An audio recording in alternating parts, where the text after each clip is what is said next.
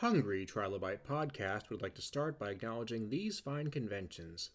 The Hellmouth Con. The Hellmouth Convention is back, and it's hosting a spectacular event in the place of all places, Torrance High School, the shooting location for Buffy the Vampire Slayer. Join us June 15th, 2024 for one day only. Proceeds benefit the Los Angeles LGBT Center and the Ron Glass Memorial Scholarship. Visit thehellmouth.org for details. SoonerCon 32. Oklahoma City's longest running premier pop culture convention returns June 21st through 23rd, 2024. Prepare for 3 days of cosplay, crafts, tabletop gaming, and legendary guests, all in the friendly town of Norman, Oklahoma. To give back to the community, fundraisers and a live charity auction will be held. Visit SoonerCon.com to reserve your membership. Good evening, and on tap today we have Tim Fuller and Kat Klockow. How you doing today? Right. Hi, thank you for having us. Glad to do it. I stumbled onto your book, Frogman Funnies, and if I understand the setup of labor here, Tim is the writer of this book. Kat, you edit it, and who does the art itself? Well, the art is actually old comics that are in public domain.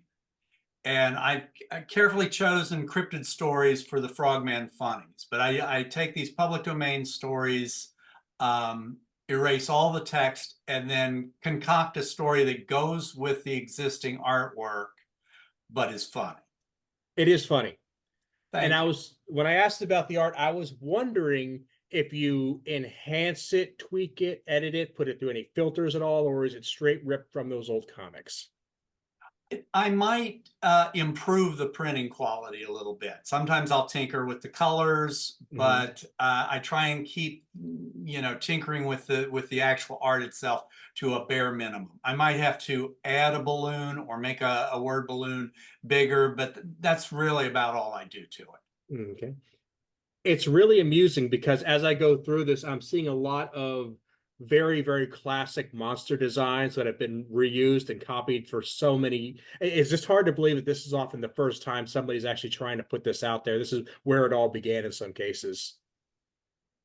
Yeah, I have a great love for Gold and Silver Age comics, and I was researching a public domain film project, and that was what led me into comics and finding just thousands and thousands of comics that the copyrights expired on, and no one ever renewed them. Most of the companies are out of business. And so that was what started this about 10 years ago. I was calling it Sham Comics, and I've got one right here. And it was I would just find stories that really appealed to me, or the art said something to me, and then I would rewrite them. And Frogman Funnies is just the latest iteration of that. Yeah, Tim hung around me too long, and all the cryptid and monsters just started seeping into his own work. Yeah, I love them. So, Kat, I think right now we're kind of in a phase where cryptids are having a moment. Oh, yeah. Yeah. So how did that come about? Because I love them, but some people really love them. Oh, yeah. So cryptids are fascinating just as a cultural thing. You find cryptids and boogeyman stories all over the world, no matter the time. People like to be scared by something in the dark that's watching them just beyond the campfire light. And they serve a bunch of different purposes. It depends on if it's trying to warn people away from water. Like La Llorona is a spirit from Spanish-speaking worlds where she kidnaps children if they get too close to the water, just like a kappa from Japan.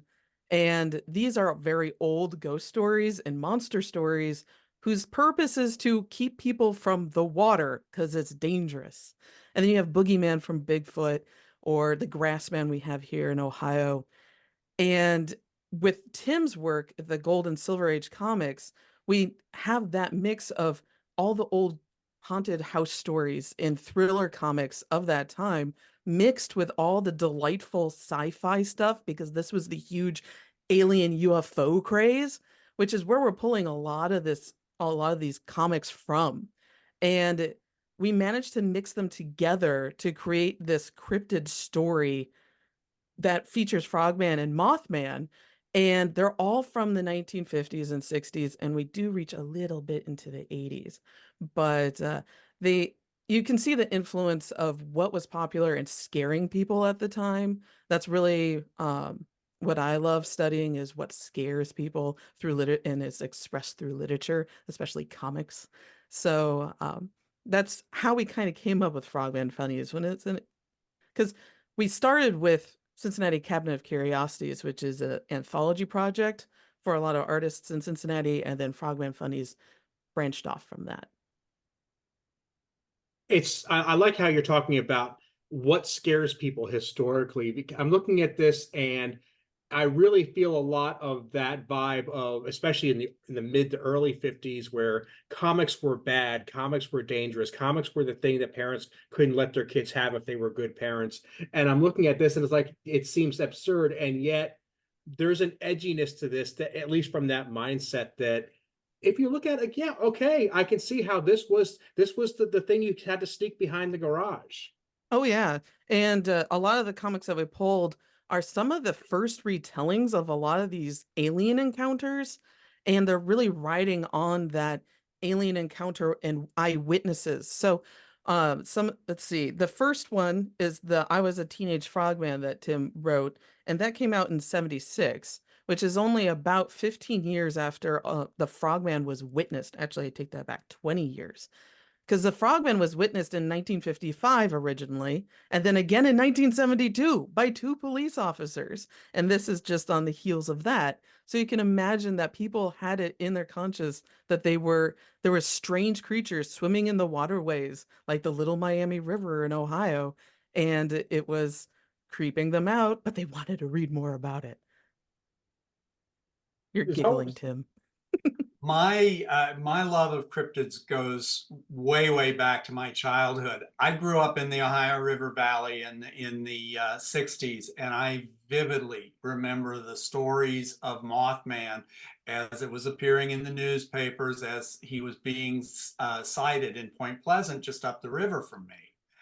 And so when Kat and I first started talking about doing a cryptid version of Sham, I was amazed when I sat down and started searching that I could actually find two Frogman stories in comics of the time and two Mothman stories. And I said, well, this is the sign. We have to do this. This is just perfect. Oh yeah.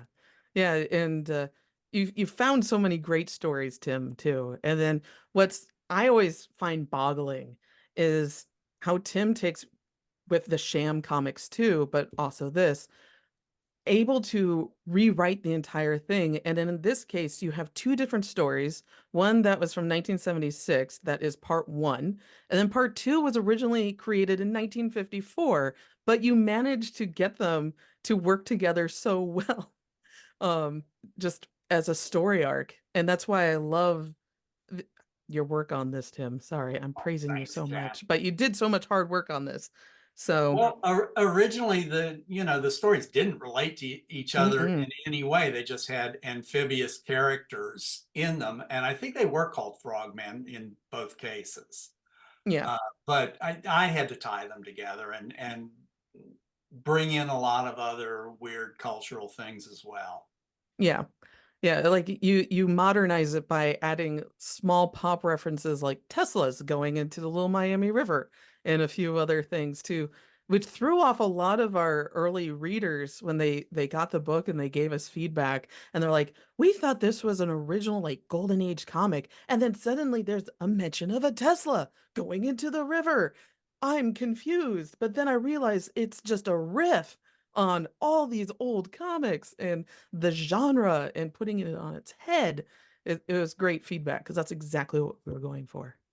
That's my goal with all of these, is to try and do it as carefully as I can and as close to looking like the original that I can, so that people see this and be duped into thinking, oh, this is just some golden age comic, and then they read it and they're talking about all kinds of horrible things, and the language is pretty salty at times, it really throws people and kind of blows their mind that this isn't what they thought it was to begin with. Hmm.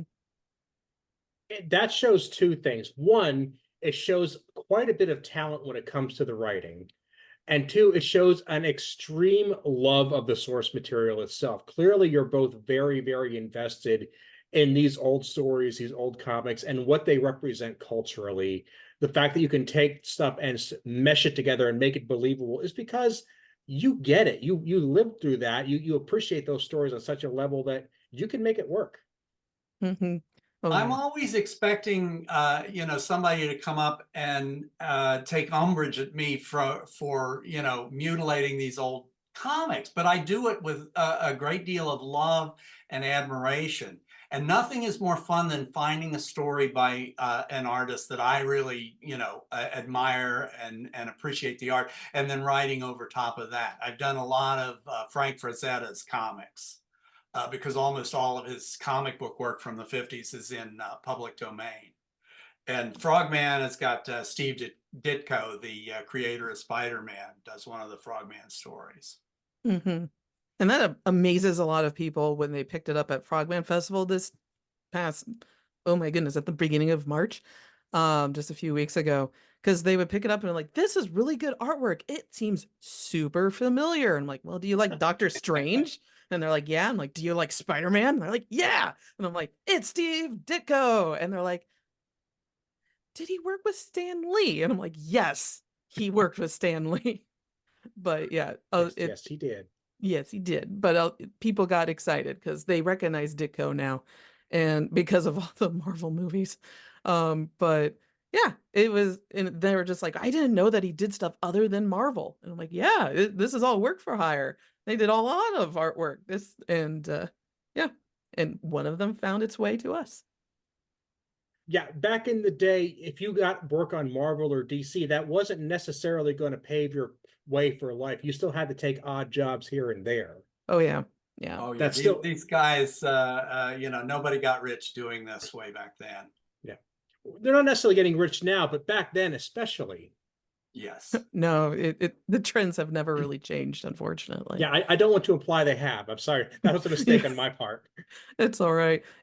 Well, this is something that doesn't get spoken about a lot, is just working for comics and really all the work that goes into creating a 18 to 24 page floppy, which is what these are kind of considered before they're put into trade paperbacks, they're floppies. So, yeah, Yeah, anybody going into comics to make a lot of money is in for a big disappointment. right.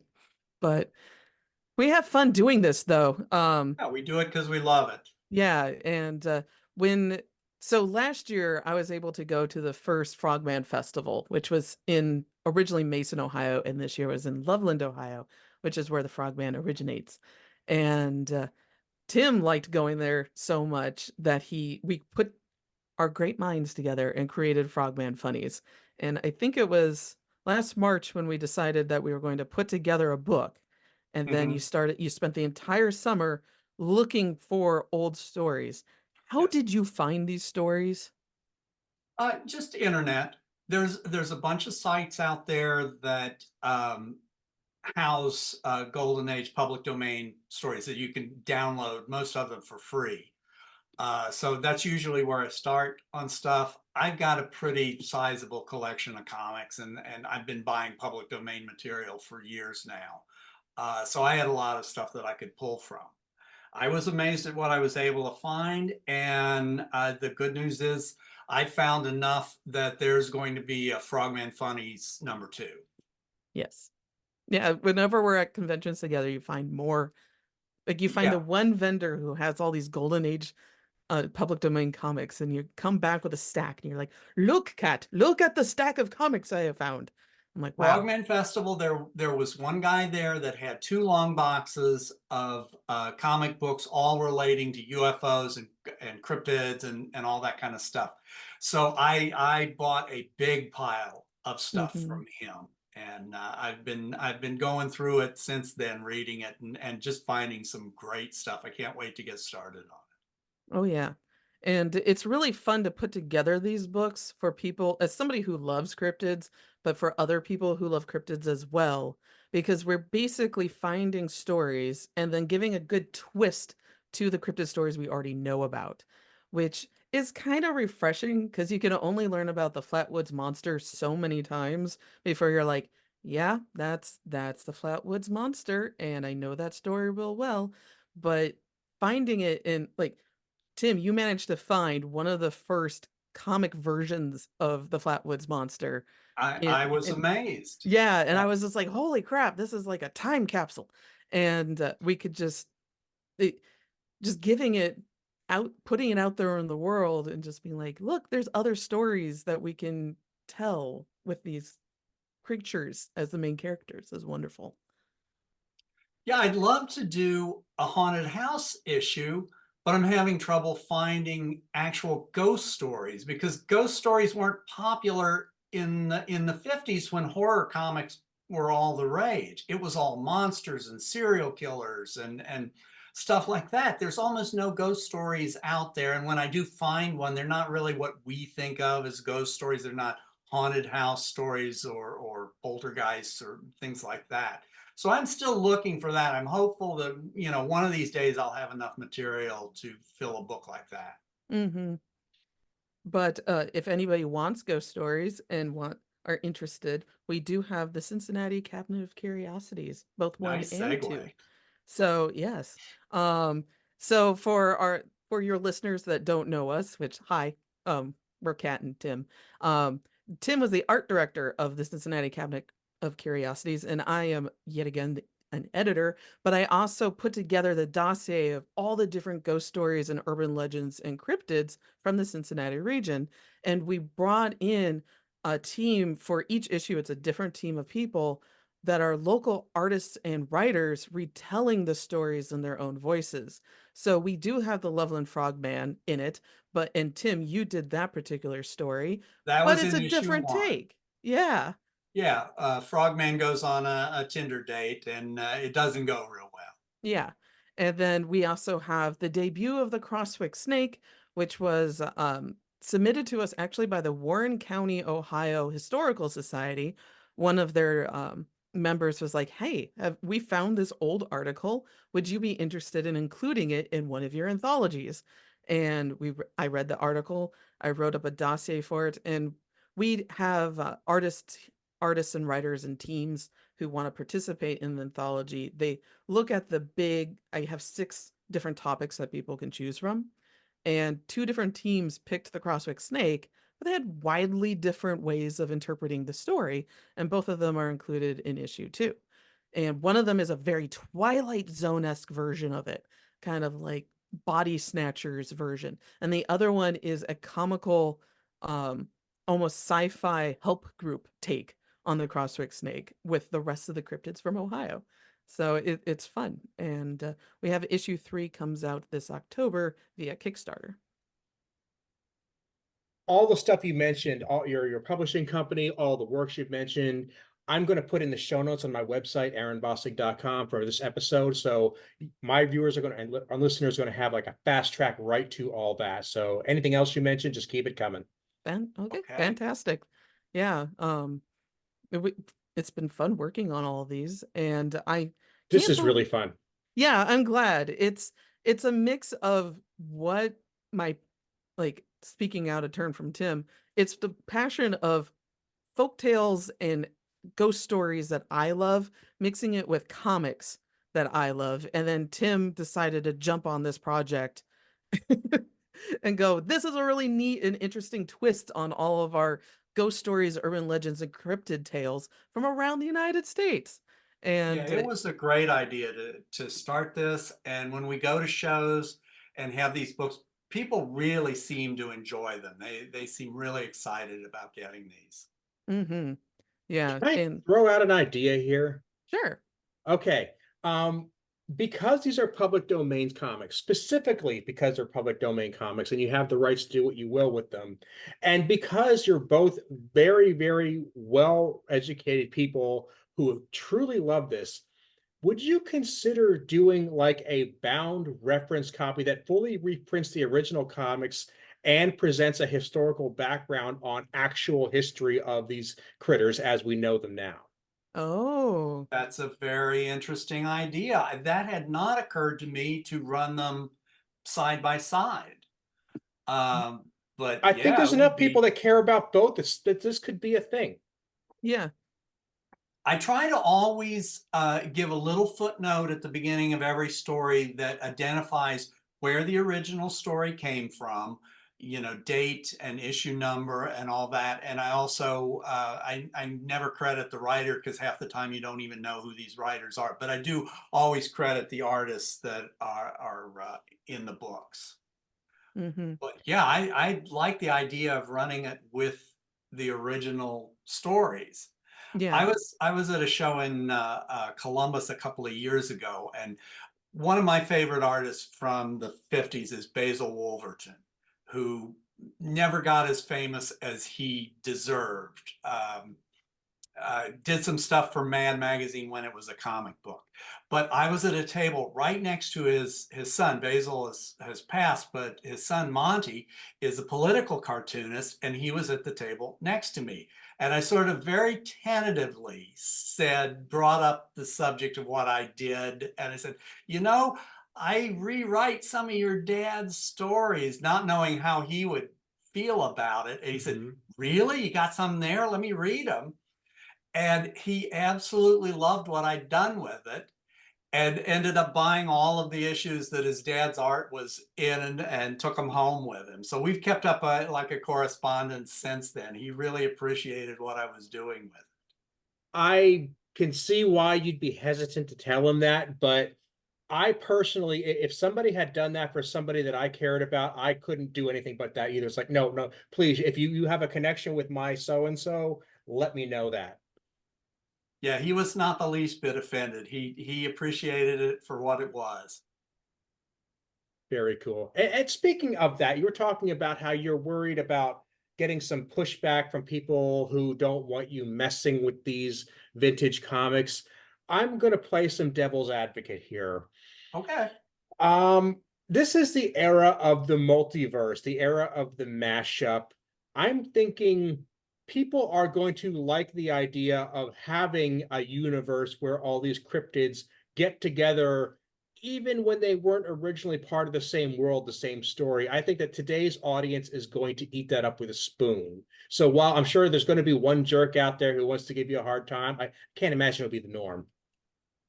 Yeah, I haven't really gotten any flack for this at all. People seem to really get it. Once I give them the elevator pitch at the table, they seem to really get on board and really enjoy it. And one of the things I've noticed is if I'm at like a show goes all day or maybe all weekend, I'll get somebody early in the morning come and look over all of them because I've got a lot of Sham comics. They'll pick out one and go off with it. They'll take their lunch break and read it, while they're eating, and then they come back and buy more. They just say, this is really funnier than I thought it would be, and I want more. That happens a lot. Yeah. It's very gratifying. It Yeah. is. Yeah, there was a few times when I was reading through the manuscripts that I got lost while I was supposed to be editing it, but getting lost in whatever Tim's jokes were at the time. And I was laughing at like how you're supposed to, not like, oh, this is a terrible manuscript. No, it was purposely guffawing with the points when they were supposed to hit. And then I was like, oh, wait, I'm supposed to be editing this. And then I have to go start over again.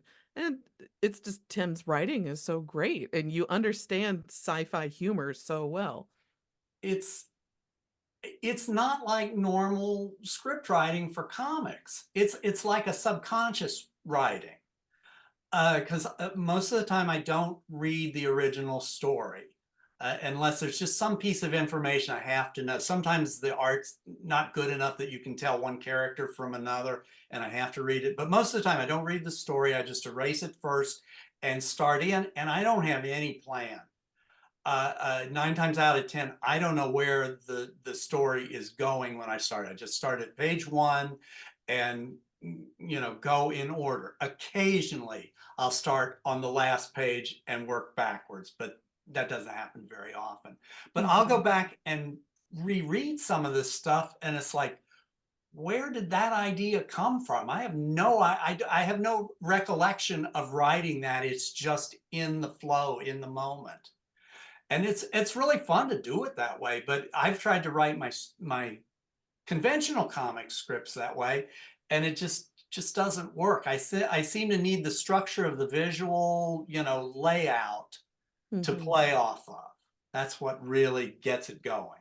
Not to mention a lot of the way they illustrated certain panels just lends itself to comedy because you look at some of them from the 60s or 70s and you're like, what is happening here? Why is this illustrated the way it is? And you can just make fun of it in the moment, basically. I'll break the fourth wall all the time and point Yeah. out, if there's a particularly bad coloring job or it's printed out a register or something, I'll call that out. I'll have the characters call that out, and they're constantly kind of aware that they're in a story. Mhm. That helps so much, especially with the absurdity of some of the cryptid stories. It helps, especially with the second Frogman story and the Mothman story that you wrote, where they're just referencing the breaking the fourth wall, and it just adds to the humor that you wrote. Well, the first Frogman story, the one point that I couldn't get over and I couldn't write my way out of it was the guy was and his wife were living near the swamp, and he was setting up a cage to catch frogman. And he does catch frogman. He drags it into his laboratory, even though they never explain really why he has a laboratory, and he immediately takes a blood sample out of Frogman and just jams it in his arm for no It's so reason. odd. And that was just the craziest thing to me. So yeah, I made fun of the absurdity of what he was doing, because you can't change the pictures. He's given himself a shot of this, and sure enough, he becomes the Frogman. Yeah. But then I have the wife get involved, and she kind of screws it all up for him. Yeah, and then in the second Frogman story, for whatever reason, they illustrated a tadpole person wearing a watch, like a nice Rolex watch. And They're waterproof. they are waterproof, that is very true. But it's why? Why does this particular character have a watch on? And you wrote that into the story.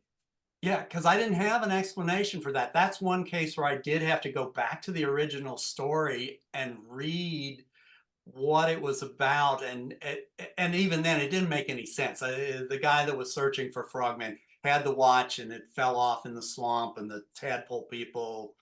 It was a mess. The original story. Hopefully I made it a little clearer. Oh, I liked this one. This one was funny. But yeah, and with the Mothman, you have the Mothman Cometh, which is that is a panel from the Mothman Cometh. And Mothman was originally sighted in 1966, and I forget when that one came out, but it wasn't too far after.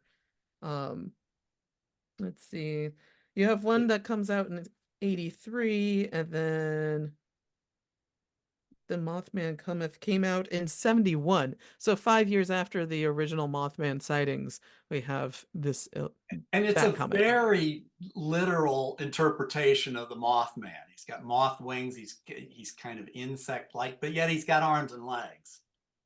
Yeah, yeah.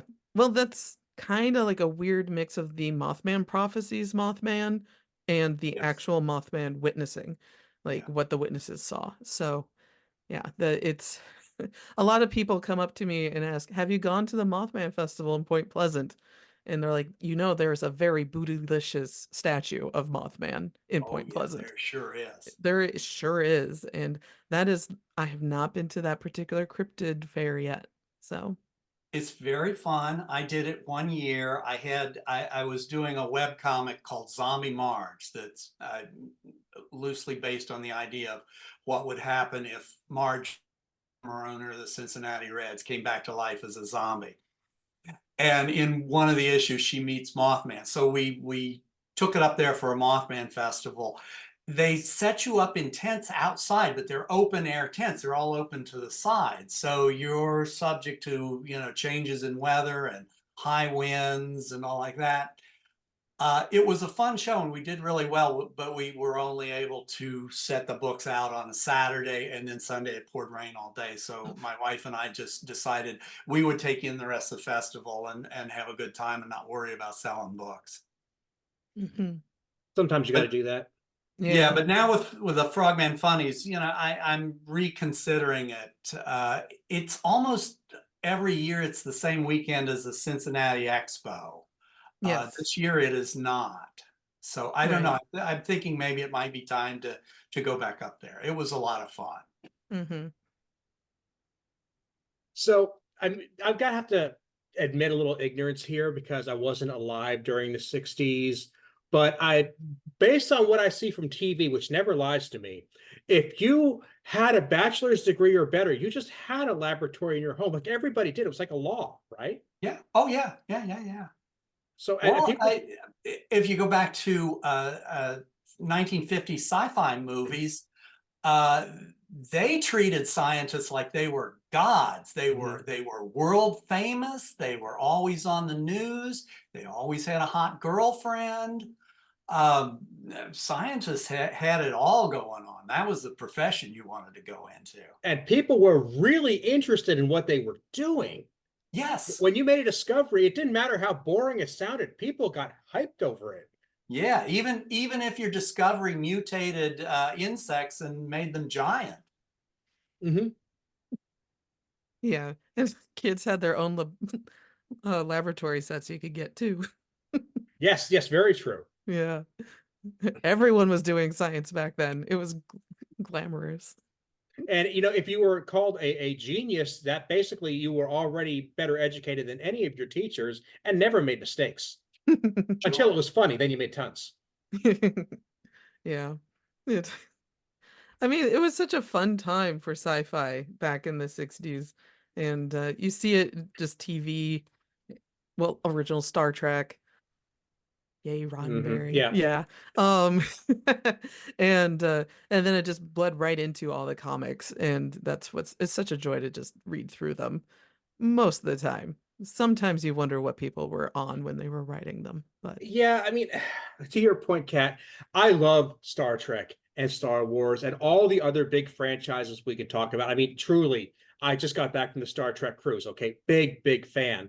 But even I am going to sit here and kind of lament how the comics that we're talking about right here and the stories we're talking about right here kind of fell by the wayside when sci-fi became big business right at the end of the 60s. mhm. You couldn't do just a one-off story and have it really hit the way Mothman or Frogman did, or some of the other like amazing stories, pulp comics. And I mean, I still read Asimov's. That's just the kind of guy I am. Mhm. Yeah. Yeah, they definitely did. The entire market changed, especially with Star Trek, how popular it was. And then, oh my goodness, when Star Wars hit, that really changed the entire environment. Yeah. And it both sci-fi and then you can see the same trends, and I'm slightly more familiar with them with horror, with the trends of what scared people in the 40s and 50s, which we're talking about a lot of sci-fi jokes that we were just a minute ago about labs. And then The Exorcist came out, and that changed the entire horror genre. And Oh yeah. suddenly we got a lot more pea soup flowing through the air, and more limbs and fake blood and less suspense, which I miss greatly. Um, so it's interesting how the comics that we're pulling from is really a mix of both. And I think sci-fi and horror fans have always kind of had a Venn diagram of interest, because I know a lot of cryptids. Some people will claim in the cryptid community that they are monsters among us, but then there's others that claim that they are actually aliens, which is why we never find any of their bodies or excrement around in the Good point. forests. Yeah. So it's fun kind of swimming through all these different pools of genres.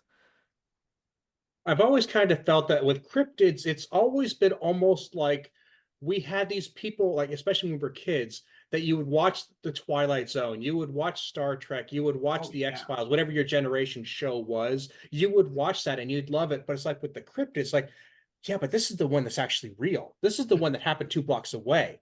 You would get jazzed about that because you truly believe that was the thing you could actually see if you were lucky enough or unlucky enough, depending on your perspective. Yeah. And it's also kind of reflected in a lot of alien TV shows. I've done a lot of paranormal events, and I've seen a lot of cross of cryptids and alien uh, witnesses, and they tend to be, ironically, in very similar neighborhoods. A lot of times they are in places that are a little bit more remote, especially with even ghosts. So for your listeners, I used to be an active paranormal investigator. People would call me out and I would go to their house and interview them and see, like, do the stuff that you would see on the paranormal TV shows, but it was 1,000 degrees more boring because 'cause I would be taking information from like the temperature readings and all that and the EMFs and looking at what they were consuming culturally. Were they big into horror? Were they big into sci-fi? And that really actually kind of fed into what they were interested in. And all these cryptids are also in similar way. They grew up in like little hollers in West Virginia or far and away, like the Kelly Hopkinsville encounter or the Enfield horror in Illinois. And the time the silver and golden age comics, people started traveling more and talking amongst themselves and went, oh, hey, have you heard about this crazy alien from Illinois that has 3 legs? And then they started writing about them. And you start seeing them pop up in culture like, I don't know if Star Trek ever took the Enfield horror as a character in it, but he's like definitely Chewbacca looks like Bigfoot. Sure. Yeah. So you start seeing these local cryptids start popping up in sci-fi and horror around the 60s and the 70s. I think my point got lost, but anyway.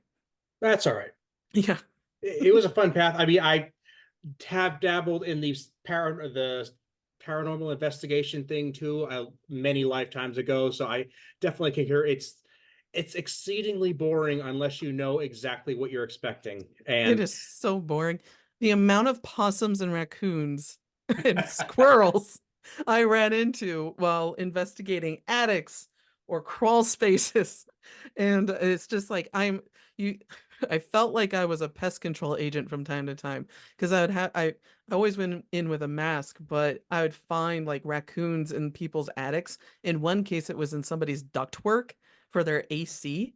And I would crawl out, and one, I never got rabies. I was never bitten, but the amount of bats, raccoons, and possums and squirrels I found, I would have to report back to the homeowners and go, I'm happy to inform you that you do not have a ghost, but you do have a family of 5 raccoons in your AC work. So you may want to get that checked out and get some clean air filters. So yeah, that happened a lot. and people want to say that that's always the answer behind the ghost stories and the monster stories, and it may be so, but there's something about the fact that we keep going to these explanations that I feel like there has to be something to it. Well, that's a really good point. And there's a bunch of folklorists, I know because I'm one of them, that actually takes in a bunch of these stories and interview people. So, and write books about them. So when I do all these conventions, always, because everything is paranormal themed at my table and is kind of bleeding over onto Tim's table too, at conventions. And people will start seeing Frogman Funnies and they'll read through it, or they'll see the Cabinet of Curiosities and read through it. And in Cabinet of Curiosities, in the first 2 books, I shared personal ghost encounters I had, and I illustrated them, and they're part of the anthology. And people will get to those point, and kind of like what Tim said earlier in the show, people will go read the books and then they come back basically after lunch and like come chat with us, and they always share ghost stories, personal ghost encounters or cryptid encounters that they've had. when I was flying to the Frogman Festival this year, from Seattle to Cincinnati, my seat buddy, her mother witnessed Mothman. And I Nice. don't know Oh man. how I ran into a person who was a descendant of one of the eyewitnesses of Mothman. And it was fascinating speaking to her and about how her family kind of internalized the encounter. And then, excuse me, how they saw it being displayed through culture for decades afterwards. And they're like, well, it really wasn't like the statue that you saw in Point Pleasant. And they did report seeing the big red eyes, though. And that was what freaked out the mother when she was younger, because she just looks and sees this gigantic entity sitting on top of the silver bridge, and it looks over at her dad's car while he was driving, and she's in the passenger seat, and she just sees these gigantic saucer-shaped like eyes, the size of dinner plates, looking at her, and it just freaked her out as a young tween. And those are incredible stories, and those don't get broadcast very much. People Hmm. have strange encounters all the time, and I'm happy to listen to them. Um, so, and actually, I run a podcast all about that called Hometown Haunts, where people write in their encounters of the strange uh, and paranormal, and we read them, myself, Christina, and Jen, who are my co-hosts, and we, with permission, share the stories. And it's amazing how many people have similar type stories that necessarily haven't spoken to one another. There's two different examples I have. One is the Bloody Mary urban legend, which people have different ways of summoning this female spirit out of a mirror, but there seems to be more than one way to summon her into your bathroom, and sometimes it's through your toilet. It depends on where you grew up. If you're from South America or Japan, you have a female entity that's summoned through the toilet. But it's fascinating seeing how these bathroom ghosts are summoned. And I know it's ripe for a lot of humor writing, Tim. uh, Bathroom ghosts. But another one is the melon heads phenomena, which are sometimes classified a cryptid and sometimes an urban legend. And these are children who are young and were apparently tested upon. The most well-known one is happens outside of Cleveland in the Gore orphanage story. But then we also have the same story popping up outside Detroit and also in parts of Canada. And it's just interesting how, and they progress. They're all similar, but they're yet also different. It's just fascinating seeing how culture also changes these stories, especially after the internet. Hmm. Yeah. I mean, Well, right before. I was a big reader of John A. Keel, the Mothman Prophecies guy. Mhm. And it was interesting. He started out his career as a journalist, but a UFO reporter. He tracked down UFOs and talked to people who had sightings and all like that. But later in life, he completely did a U-turn and started relating everything, cryptids, UFOs, hauntings. Everything was sort of a unified theory for him. And he just came to a completely different understanding of it, and he claimed that everything was related to everything else. Yep. I think that's called the unified field theory of the paranormal. I think you're right. Yeah, it's everything is related. Ghosts are also aliens. I mean, it makes if you I'm a big Doctor Who fan, and if you watch a lot of Doctor Who, they kind of relate that into the show, especially with their more paranormal ghost entities. I'm thinking of the Charles Dickens episode where they have like this ghost-like entity that's actually an alien that is possessing people at a house that Charles Dickens is visiting. And it makes for really good sci-fi writing. And I mean, heck, they kind of do that too with the newer Star Trek episodes. I'm kind of thinking of Lower Decks because I've watched that a lot recently. Good stuff. It is so good. Yeah. Anyway, I could talk I could talk for hours about just the paranormal and sci-fi and publishing history. So And just I tell us want you when you to. want us to stop, No, Aaron. seriously, I want you to, and I could have this conversation all night. I want to get my hands on your books and pick through them and maybe circle back and have discussions about specific issues. Sure. But Yeah. maybe Yeah. for the moment, I should give you guys a chance to mention exactly where people can find you on the web, where they can check out your social media, where they can pick up these books, and so on. You want to go Sure. first, Kat? Sure. So you can find basically all these books at Corpse Flower Press. So you can follow us on Instagram at Corpse Flower Press. We also have a website, corpseflowerpress.com, and we have a web store, which is corpseflowerpress.bigcartel.com. And it will be me shipping them all out to you around the world and from my house. But yeah, it's that's where you can find everything. And we also have 2 more books coming out later this year, and those will be early to middle grade reader books. So we at Corpse Flower Press, everything we do is occult, supernatural, or paranormal in genre, but it's for everyone. And both the Cincinnati Cabinet of Curiosities and I would say Frogman Funnies are rated E for everyone. Anyone can enjoy them. Tim, Like I said, the language might be a little salty. I it can't. usually class Sham as maybe PG-13. All right. Yeah. PG-13. So all of my books, all the Sham series, Zombie Marge. I do an all ages book that's really good for kids called Captain Catnip with Craig Boldman from Archie Comics. All of those are up at Indie Planet. And the address is indieplanet.com/hooha, HOOHA dash comics. And there's like 40 books there, mini comics, just all kinds of stuff. Mm-hmm. And for the time I was doing Zombie Marge as a web comic, she started out as a web comic, and I would post her strips on a blog. And it was zombiemarge.blogspot.com. And I still maintain that. Zombie Marge doesn't appear there very often, but I put up a lot of experimental stories and just things that I'm working on and kind of trying out. You can read whole stories for free there.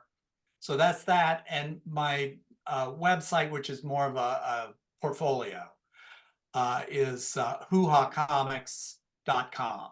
And it's under construction right now. There's something there, but a lot of the links are not updated yet.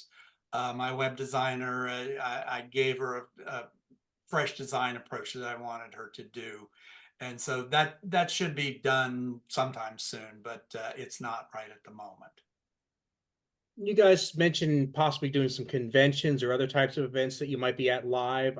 Is that anything for 2024 yet? I Well, do. yeah, Yeah. you do. Yeah, I'm supposed to be going to Gem City in Dayton, Ohio. I haven't heard back from them, but I think they're just a little behind. I'm going to be doing the Cincinnati Expo, which is in Sharonville this year in the fall. Fingers And crossed I'll be getting into CXC in Columbus again this year. I've done that the last few years. That's Jeff Smith's show up in Columbus. And I think the next show I have is Space, the Small Press Expo in Columbus. And that's always a really fun show because it's not comic dealers. You won't find anybody selling Spider-Man or Batman. It's all independent creators selling their own works there. So it's a lot of fun. I yeah, think that's about it for me, unless some small show pops up. yeah. And for me, my next show is the Alaska Robotics Minicon in Juneau, Alaska. And Nice. that one, I love Juneau. I love visiting there. Everyone loves comics there, so it's great. It's always great to visit. And then really the rest of my year is to be determined because I'm waiting to hear back from these applications. I So I'm understand how that hoping, goes. yeah, it's the rolling application process of being a vendor. But hopefully I'm hoping to hear back from the Cartoon Crossroads Columbus, aka CXC, and I would be there too. And that would be at the very end of September, early October. And then for Tim, for all your listeners, the Cincinnati Comic Expo is usually in the mid-September at this. I think they've pushed it because they're moving to Sharonville this year. I think they've pushed it to the early part of October. Oh, Because well. it's like CXC and Expo just changed places. Oh, okay. Well, at the moment, those are so Alaska Robotics is the next expo for me. And I did think of one other. I always do the Jim and Dan shows at Wright State University in Dayton. It's just a little Sunday afternoon show. They bring in a lot of dealers, lots of dollar boxes. I do a lot of shopping there. It's a really fun little show. Yeah. Well, I want to thank you both so much for being here, Kat and Tim. I really appreciate this. I'm so glad I found this project, and everything you said is going to be on my website, aaronbostic.com. Fantastic. Thank you for having us on the show Yes. today. Thank you so Gladly. much. It was fun. Hope to have you back Yeah. soon.